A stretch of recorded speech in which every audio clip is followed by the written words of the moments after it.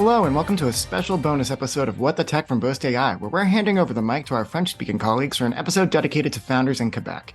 This week, we're featuring a conversation between Hedy Barret-Sanchez and Joshua Martin, where they answer the most commonly asked questions about the Credit for the Development of E-Business, or CDAE, a unique funding program available to Quebec-based startups with a digital focus. Starting with the eligibility criteria, the conversation covers all aspects of the CDAE and was originally featured as part of our Innovators Live LinkedIn series. Enjoy the show and tune in live on LinkedIn each Friday at 12 p.m. Eastern for the latest tips and tricks from members of our team.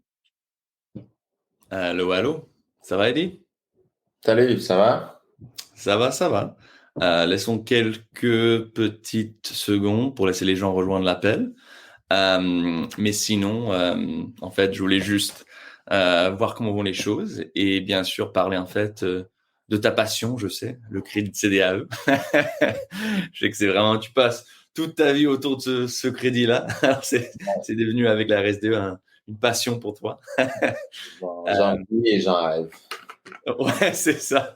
Mais oui, exactement. Alors en fait, j'avais juste quelques petites questions préparées, vraiment des questions un peu beginner, pour apprendre plus sur ce crédit-là, voir comment ça fonctionne, comment on peut l'optimiser avec le crédit RSDE, bien sûr. Alors peut-être on peut commencer sur ça. C'est quoi le crédit de CDAE? Comment est-ce qu'on peut l'utiliser? C'est quel type de compagnies qui vont l'utiliser? Peut-être commençons vraiment par les basiques. Parfait. Donc, le CDAE, qui est le crédit pour le développement des affaires électroniques, il y a des gens qui l'appellent CDAE, des gens qui l'appellent e-business credit, il y a des gens qui l'appellent développement des affaires électroniques, c'est vraiment comment on l'appelle, mais on peut l'appeler CDAE. Donc, c'est vraiment une mesure fiscale qui a des entreprises spécialisées, qui exercent des activités innovantes dans le secteur des TI. Donc, tout ce qui rassemble la technologie d'information. Donc, ce crédit, ça permet d'avoir de l'argent en retour. C'est de l'argent, il y a deux parties. Il y a un argent qui est remboursable et qui est non remboursable. La partie remboursable représente 24% des salaires de l'employé et la partie non remboursable représente 6% des salaires de l'employé. Puis ça se réclame par employé, donc ça dépend. Ce qu'on va faire, c'est qu'on va regarder les salaires des employés, combien de temps ils ont passé à faire ces activités-là, puis on peut aller chercher jusqu'à 25 000 $ par employé. Donc il y a une limite par employé qui est de 25 000 $. Donc c'est un crédit qui est au Québec, donc il faut vraiment que c'est une entreprise au Québec qui réclame ça. Qui a des activités au Québec, qui a des employés au Québec. Donc, par exemple, si tu as une entreprise au Québec, les employés en Ontario, ça ne fonctionne pas. Vraiment que ce soit une entreprise au Québec qui a des employés au Québec pour faire sa demande de ce crédit.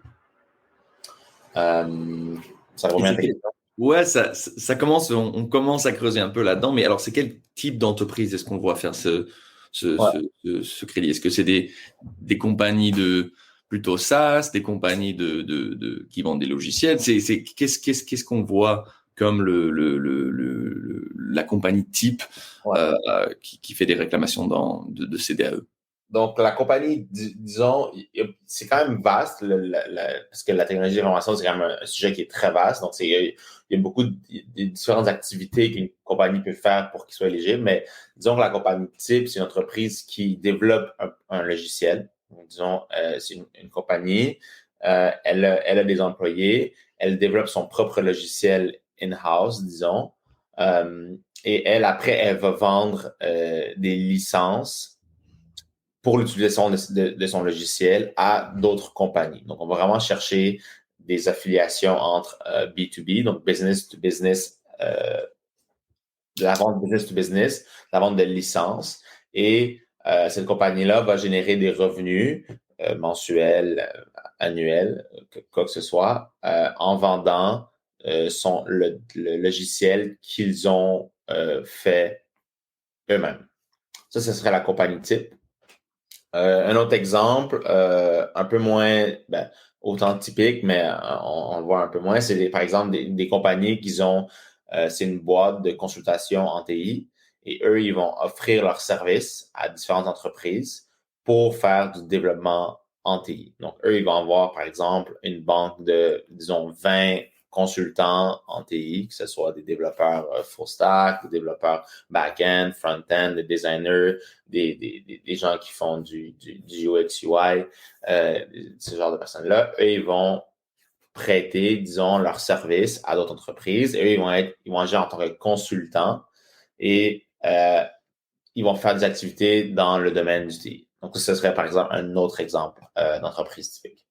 OK, cool. Alors, pour résumer un peu, c'est un crédit pour les compagnies qui ont moins une base au Québec, au moins 6 employés, qui font des activités, comme tu viens de dire, dans les affaires électroniques. Alors, c'est un peu varié. Comment est-ce qu'on réclame ce crédit? Est-ce que c'est un processus compliqué? Comment est-ce que ça fonctionne exactement? Ça prend beaucoup de temps. Si tu pouvais clarifier un peu sur ça, je pense qu'il y a des gens qui posent des questions. Ouais, c'est pas un processus compliqué, je dirais.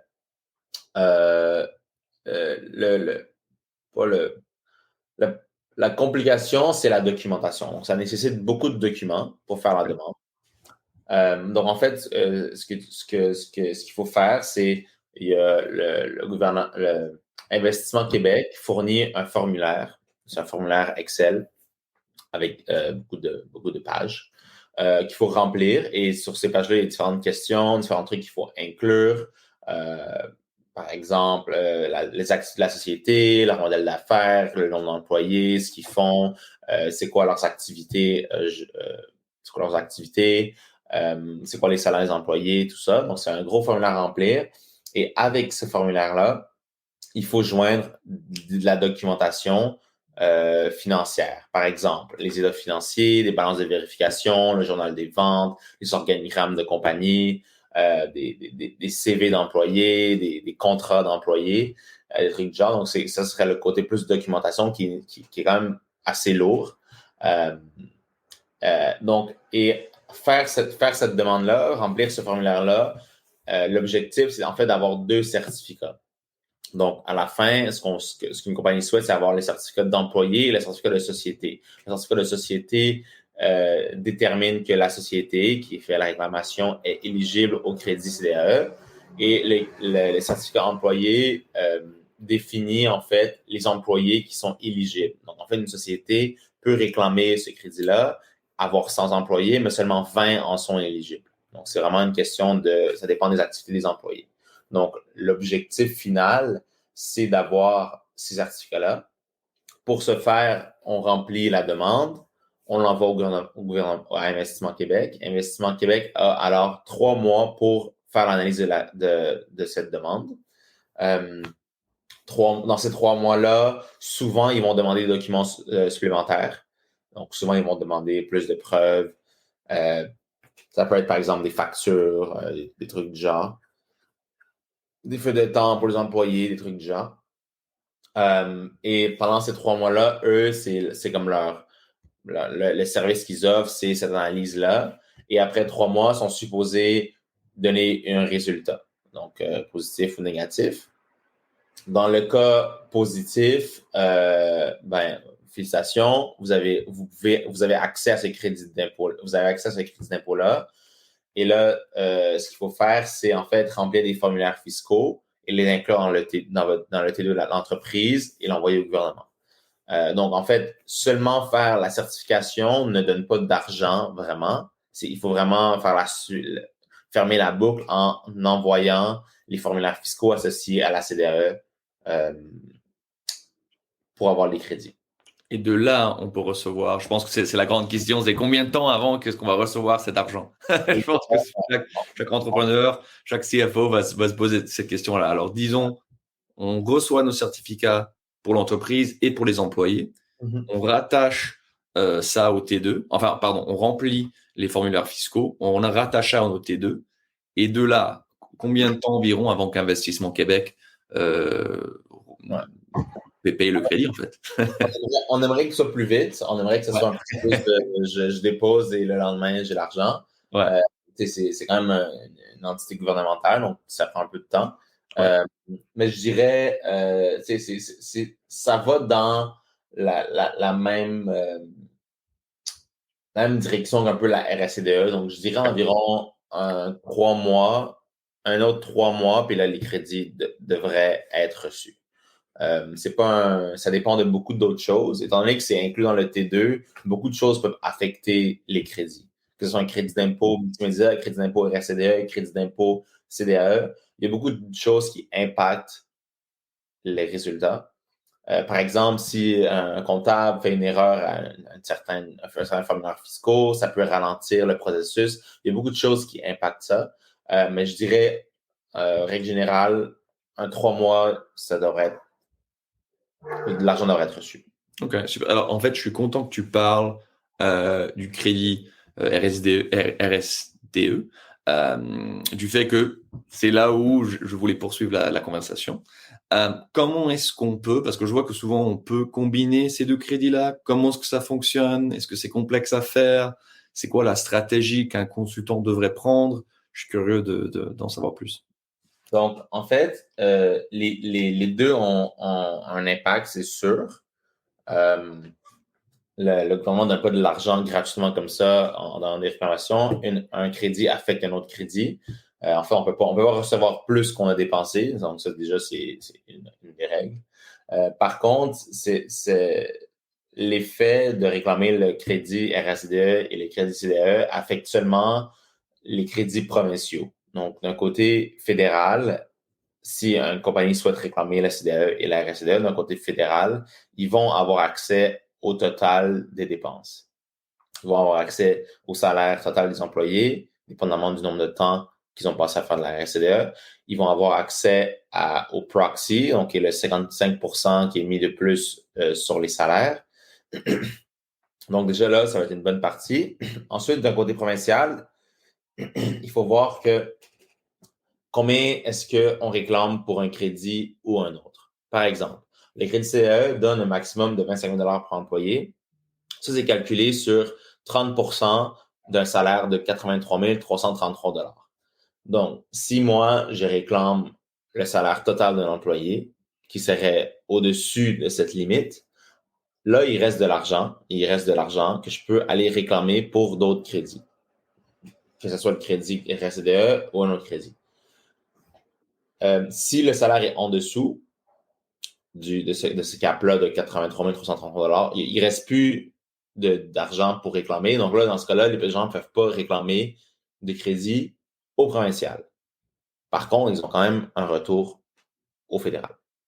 Donc, en fait, c'est aller voir, c'est une analyse, il faut optimiser. On regarde chaque employé, on regarde leur salaire, on regarde le nombre de temps qu'ils ont travaillé pour l'entreprise, on regarde c'est quoi le maximum qu'ils va aller chercher au CDE, puis après, on regarde c'est quoi qui reste pour aller réclamer au provincial RSCDE. Donc, c'est quand même un travail d'optimisation. Regarder les chiffres, essayer de maximiser les retours de crédit. Et c'est ça. Donc, en fait, bonne nouvelle, ça n'affecte pas le fédéral, mais au provincial, ça se peut, par exemple, une compagnie, si les salaires sont un peu plus bas, ça se peut qu'ils ne reçoivent rien des crédits RSCDE au provincial. Par contre, ils vont recevoir le CDE. Donc, c'est vraiment une question de maximiser les crédits en appliquant à deux crédits. OK. Et est-ce qu'on peut vraiment parler d'un exemple type qui va utiliser les deux? Alors, quels employés est-ce qu'on va mettre? Comme quel type de travail généralement dans une entreprise, je sais pas, de développement de logiciels? Est-ce qu'on va mettre certains employés plus sur le CDAE, d'autres on va mettre sous la RSDE plus? Je sais il y a des employés qui vont être sous les deux programmes, mais est-ce que c'est comme un back-end lead developer avec un salaire plus élevé va être plus éligible à la RSDE? Alors, c'est quoi la stratégie générale qu'on va voir et c'est quoi la réalité qu'on voit sur le marché? Il n'y a pas de plus ou moins éligible. T'es soit éligible ou pas. Donc, ouais. Bon point. Je dirais, parce qu'en fait, quand je parlais de l'entreprise typique il y a quelques minutes, une entreprise typique qui développe un logiciel, en fait, les employés qui développent ce logiciel, qui passent du temps, des développeurs, toutes sortes de développeurs, soit développeurs, des project managers, des designers, tous les gens qui sont directement liés au développement ou en support. Donc, des project managers, des designers, des analystes, des gens qui font les tests, des QA testing. Tous ces gens-là sont éligibles et on peut aller chercher les crédits CDE et RSCDE. Par contre, il y a des entreprises, par exemple, une entreprise qui a un logiciel, elle fait du licenciement, elle vend leur logiciel. Par contre, ils ont comme un département, disons, R&D, qui, eux, ne génèrent pas de revenus. Donc, le développement qu'ils font, c'est du développement d'innovation. Ils ne sont pas en train de travailler sur un logiciel qui est vendu et qui génère du revenu dans l'année fiscale qui est réclamée. Ces employés-là, ils ne seront pas éligibles malheureusement parce qu'il n'y a pas ce lien entre le travail de quelqu'un et le retour de licence. Ces employés-là, malgré qu'ils font des travaux dans le domaine des technologies d'information, eux, on ne peut pas faire un lien entre une vente d'une licence et les travaux qui sont effectués. Donc, ces gens-là, ils ne sont pas éligibles.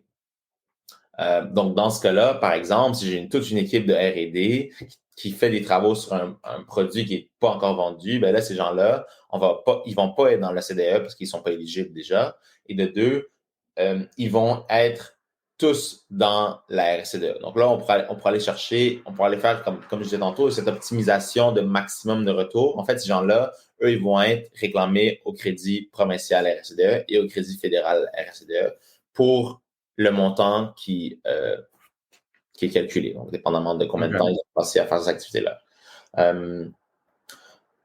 Donc, en fait, c'est ça. Donc, il faut vraiment regarder les activités. Donc, pour qu'un employé soit éligible à être réclamé pour le CDE, il faut qu'il passe 75% à faire des activités qui ont rapport à, par exemple, au service conseil en technologie, au développement ou à l'intégration de systèmes ou d'infrastructures technologiques, au développement d'un service de sécurité ou d'identification.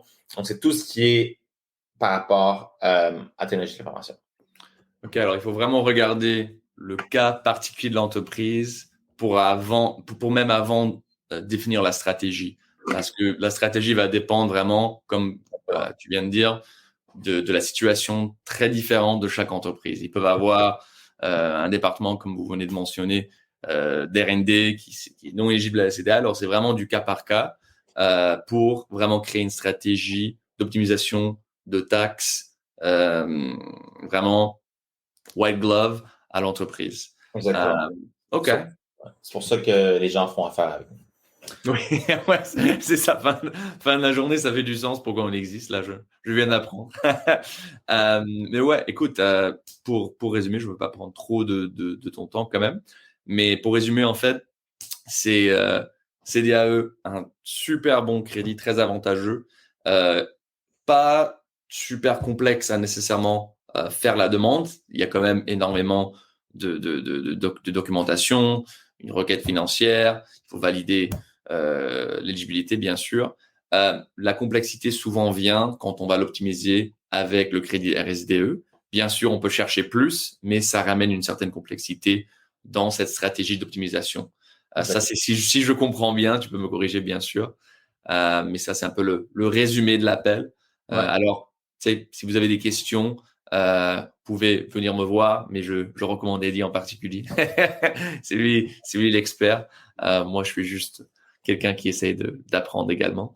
Mais super, je voulais te remercier, Reddy, pour le temps. Et joyeux vendredi, on est arrivé. Allez, bonne journée. Ciao tout le monde.